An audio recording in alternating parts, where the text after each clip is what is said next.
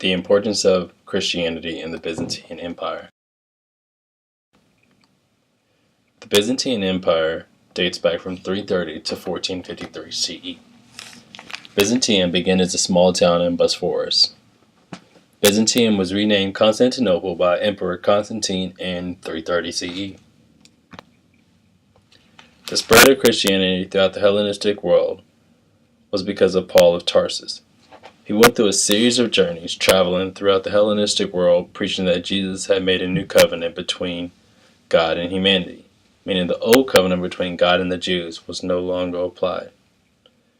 Many early Christians were Hellenized Jews, such as Paul. These non-Jews desired to join Christianity because they admired either the Jewish loyalty to ancestral traditions, high standards, Stoic principles, and similarities to already existing religions such as Ahura Mazda.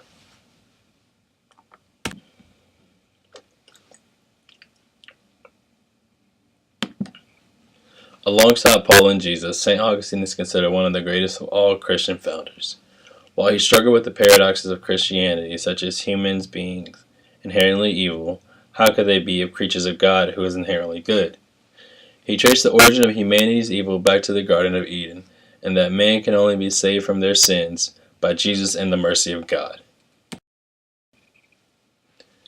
Around 324 BCE, Christianity split into two sects, West and East.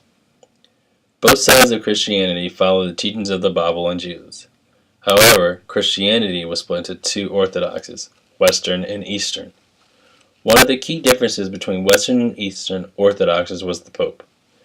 In the Western Orthodox, the Pope was the head of the church and infallible, meaning whatever he decided as the leader of the church, he was without error. The Byzantine Empire followed the Eastern Orthodoxy of Christianity.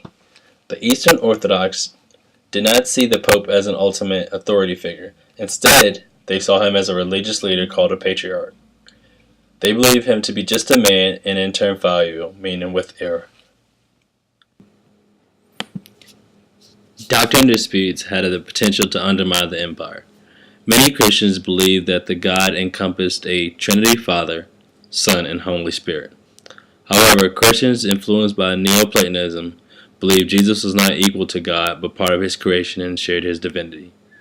This belief would be called Arianism, named after the Christian teacher who imposed it. Emperor Constantine summoned Christian representatives to the first worldwide meeting of the Christian community, which was called the Council of Nicaea, condemning Arianism and declaring it heresy. The successors of Constantine carried this intervention even further. Gradually, they began to preside over the church council as Christian representatives. This made all the future emperors Pontifex Maximus, the high priest of Rome. While the patriarch was the head of the church, the emperor had ultimate power within the empire. Each major city had a bishop who oversaw the rural areas. Bishops of the oldest and most prestigious Christian communities, Alexandria and Constantinople, were called patriarchs.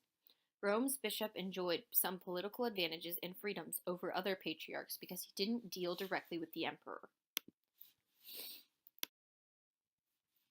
The church served as a major part of daily life in Byzantine citizens through daily worship and was responsible for the salvation of every citizen's soul in the Byzantine Empire, along with the care of the poor and the sick.